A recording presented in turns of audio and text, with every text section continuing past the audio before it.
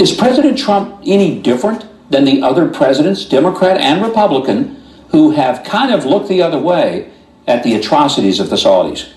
Well, that's a fair criticism against all of our presidents, but this was a serious provocation. The world is watching to see what America is going to do. And what America needs to do is two things. We have to send a message to the world that we won't tolerate this kind of behavior, and there will be repercussions for it. At the same time, we have to preserve our alliance with Saudi Arabia because it is an important ally. So we have to punish them, make them say they're sorry, make them do the things that show they're never going to do this again, so other countries also don't do it, but also preserve that alliance. That's important. Now, President Trump was doing an okay job of that, but it went off the rails today with his public statements. You saw some of them in the previous reporting. He also put out a written statement. It looked like he wrote it himself. It starts out saying that the world is a dangerous place. That's not an appropriate way to start a foreign policy statement. It sounds like he's saying he can't protect us from the types of thugs that Saudi Arabia sent to kill this journalist Khashoggi. That's not appropriate. American values are not for sale. You heard Trump talking about how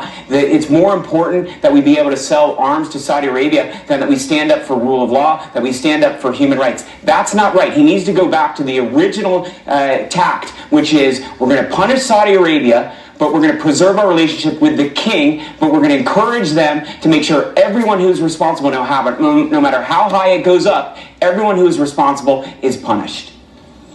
I need some quick answers from each of you. Let me start, Walid, with you. What are the president's options? What should he do? If you were whispering in his ear tonight, what would you tell him he's got to do? It's very simple. On the one hand, continue with these investigations. We've had investigations in the past, like with the killing of the former Prime Minister of Lebanon, Hariri, that are 13 years from now. So we have to be very serious about these investigations. On the one hand, the sanctions should target those who are responsible and not engage in geopolitical mistakes by engaging more influence of Iran in Yemen or in other parts of the region. So we have to be very careful in distinguishing between the legal process and the geopolitical process. Rebecca, very quickly, just a simple answer. Does this hurt the president with members of his own party?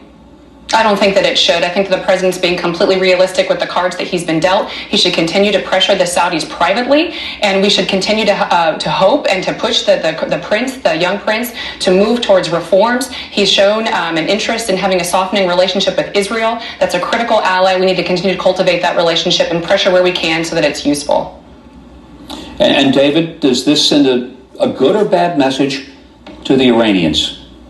Well, the Iranians like this, right? They want to see a division between Saudi Arabia and the U.S. So we have to show we are going to keep that alliance in place, and we are going to continue to confront Iran, but we're going to curb this kind of conduct by Saudi Arabia. Let's see what our CIA says about who is responsible. The president should work with our intelligence agencies and with Congress to come up with a resolution that's going to punish Saudi Arabia but preserve the alliance.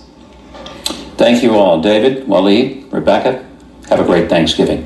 Thank you. And coming up, should a small